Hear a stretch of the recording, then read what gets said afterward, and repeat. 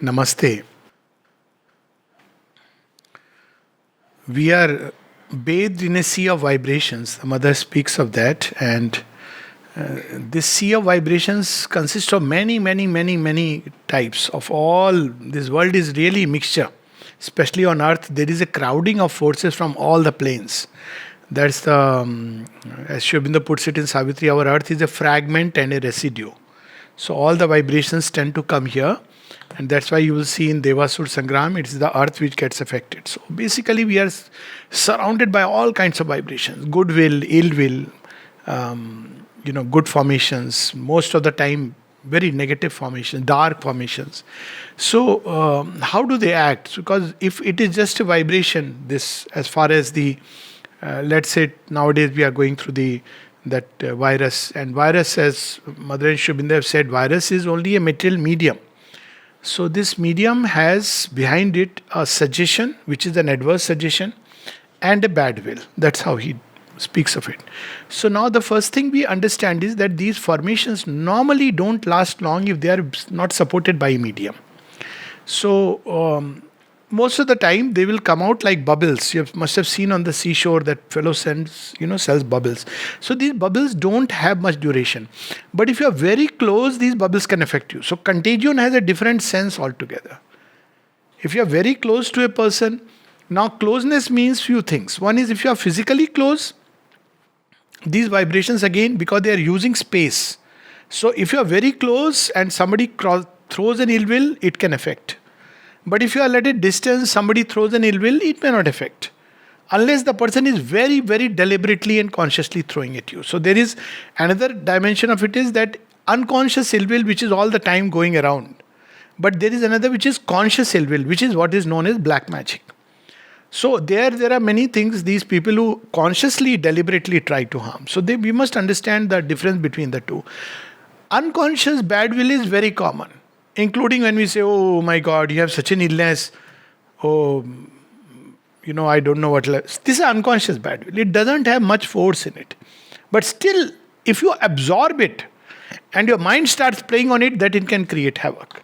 Like what is happening today. So this is the first thing we have to understand, that unconscious bad will, which is plenty in the world. In fact, it's sometimes masked as ignorant goodwill. Oh, you are not looking nice. Is it okay? Is everything fine with you? This is called an ignorant bad will. It is done as if it is goodwill, but it's an ignorant, it's a bad will. But it doesn't have the power to go at a distance and attack you. And if you absorb it inside, then it's different. Otherwise, it'll just, if you rub it off, that he doesn't know, and it'll go away. So this is one part. But conscious bad will is also there in the world. Malicious. And this kind of a bad will is directed, just as goodwill can be directed. So if you have a friend who is not well, so you don't have to be physically present. When Mother was asked about, nursing somebody's father, she said that you can help him much more by being here. And she described that through thought we can send formations. We can literally imagine that the person is bathed in light, that the person is full of peace, and by praying, by consciously sending formations, especially if the person is emotionally attached to you, you can help. This is the basis of distance healing. But they make it a big number jumbo, and money is involved, all that. But distance healing apparently basically is this, that somebody at a distance who is emotionally connected with you, either you can, if not emotionally connected, then the person gets connected because the person wants to get well, and talks to you over the phone. Phone is a medium nowadays through which you can connect. Either messaging. All these are medium through which you are actually sending vibrations. So now these vibrations, if they have a material medium, they have a tendency to last longer and crystallize. So one medium, the commonest medium is words, spoken word. It's a medium. And word is a very powerful medium. So it can really go and both help or harm. Other medium is a physical object. So in olden time, people knew it. So you had these totems and taboos. For example, when Mother was asked about this, she said, it also depends on the faith you put into it, but there are mediums. And she said, like stones. So stones can carry a lot of spiritual energy. They can become mediums. or you carry just sand from the samadhi. She gave examples of all the good things, but she also said that people can use these things as medium. So you will often hear in Sri Aurobindo's story of the that stone throwing incident. There was this man called Vatal. They can be human mediums.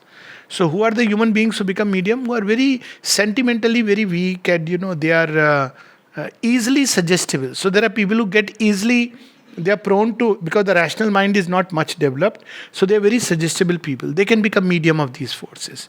So somebody who knows occultism, both dark and white, both occultism exists, black and white magic.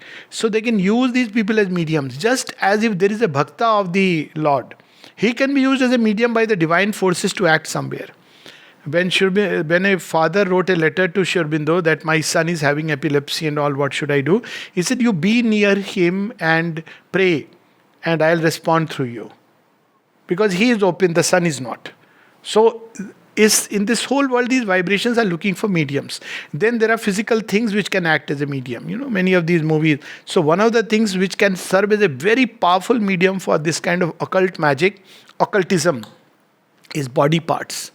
That's why, in olden times, don't throw away your hair, so just give it to anyone. Hairs, nails, they are body parts. And people who know how to use it can really use it for good or for worse. Okay, so these are mediums which one should not. Sometimes even with clothes which somebody has, they can use it as a medium. So that's why one has to be very careful what one is exchanging with the person. When somebody gives a gift and you keep it, you have now opened a door. That's why that story, where Pavitrada asked mother, so-and-so is giving me tomato, should I have it or not? And mother said, one last time. Because anything that comes, it becomes a medium.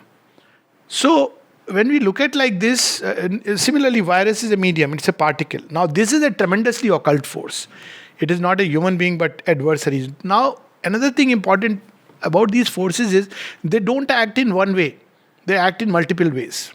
So, for instance, there is on one side the virus, but virus is not the only person. See, this force has used greed for money. So there are vaccines, drug pharma, they have grown rich overnight. Then this virus will also use political heads because it gives power to control. A lot of black money is now being siphoned out in the name of, tackling a pandemic. Then it will use other forces to destabilize governments. It will use doctors in their goodwill. So you see all the doctors know, corona se bachiye, aise bachiye, wo kariye, that all the things. Because they don't realize. So this force is using multiple people, even those who are apparently seem to be on the good side is being used by them. So it doesn't act only, if you look at it only, it's not just about the virus. It's about everything that is there. And because they can last in physical objects, that's why you understand a new meaning of what is called as sanitization. Very often people use. Why it is there? Because somebody who is handling an object is also handling is knowingly, unknowingly, because it's a conscious interchange going on.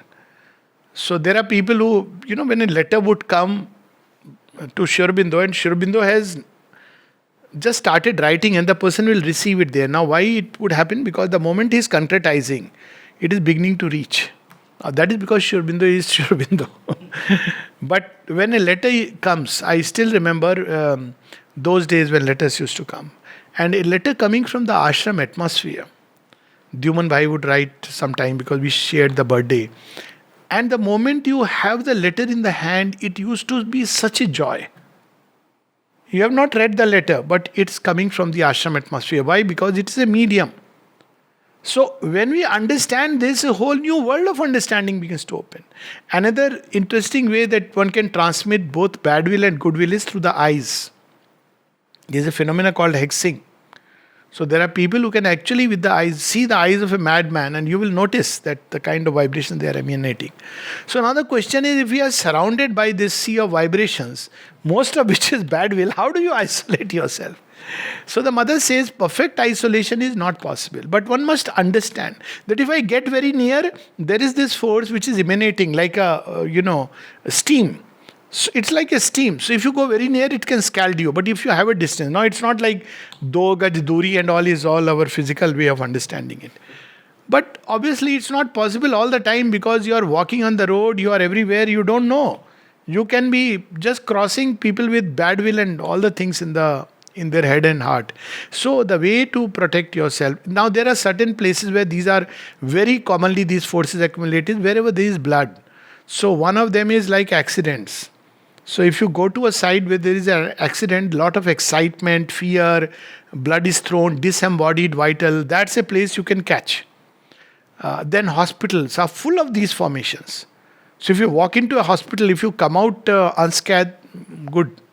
Otherwise, when you go into that atmosphere, you are likely to be caught up by one of these formations, and doctors will diagnose because well, that's the they are observing the physical aspect, but they don't know the forces that act from behind.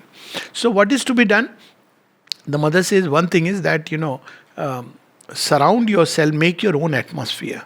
So, how to make your own atmosphere is by individualizing ourselves. This is one thing which is badly missing. First step to yoga is to learn to individualize. So, what is meant by individualization? That one is no more a product of the mass. You decide, you feel, you think that this is how I would be.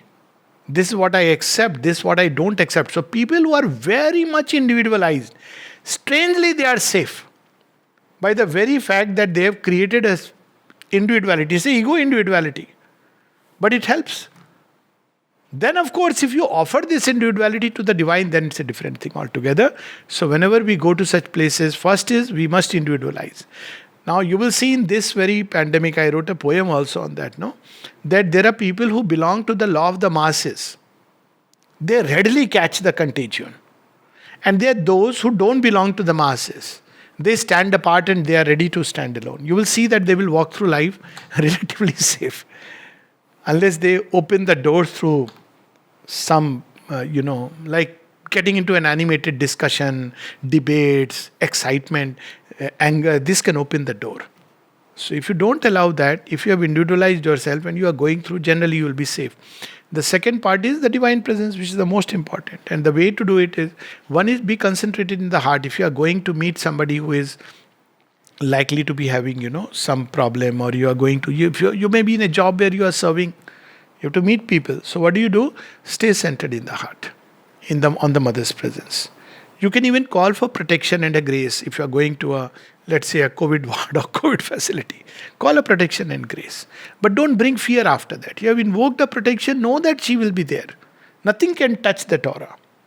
And the third thing is that if you cannot do that and suddenly you enter and you feel a kind of, that what if.